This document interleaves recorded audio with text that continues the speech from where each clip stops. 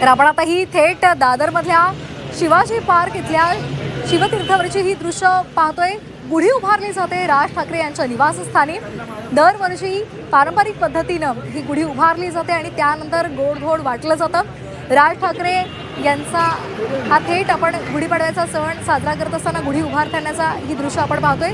त्यांच्या निवासस्थानाची ही थेट दृश्य आहे। आज मनसेचा गुढीपाडवा मेळावा सुद्धा आहे आणि त्यामुळे मनसेच्या कार्यकर्त्यांसाठी आणि एकूणच त्यांच्या नेत्यांसाठी वगैरे हा आज खास दिवस आहे। आज मनसेचा मेळावा सुद्धा आहे आणि या मेळाव्याच्या माध्यमातून राज ठाकरे काय मार्गदर्शन करणार, काय कानमंत्र देणार याकडे सर्वांचं लक्ष लागलेलं आहे। तर शिवतीर्थावरची ही थेट दृश्य आज घरोघरी गुढी उभारली जाते आणि आजचा हा आपला नव्या वर्षाचा पहिला दिवस। या दिवशी नवे संकल्प केले जातात आणि त्या दृष्टीने संपूर्ण वर्षभर वाटचाल केली जाते आणि शिवतीर्थावरची ही दृश्य गुढी उभारली जाते। सुंदर अशी सजवलेली गुढी आपण पाहतोय।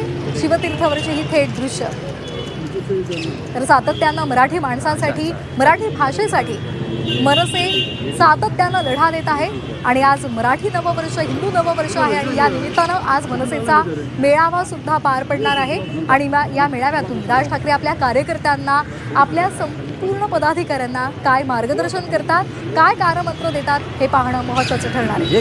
खरं तर आगामी काळात आपण तरुणांवर अधिक लक्ष करणार आहोत, लक्ष केंद्रित करणार आहोत असं त्यांनी आधीच सूतोवाच करून ठेवलेलं आहे। त्यामुळे आता येणाऱ्या नव्या पिढीला, नवीन तरुणांना ते काय कानमंत्र देतात हेही पाहणं महत्त्वाचं आहे।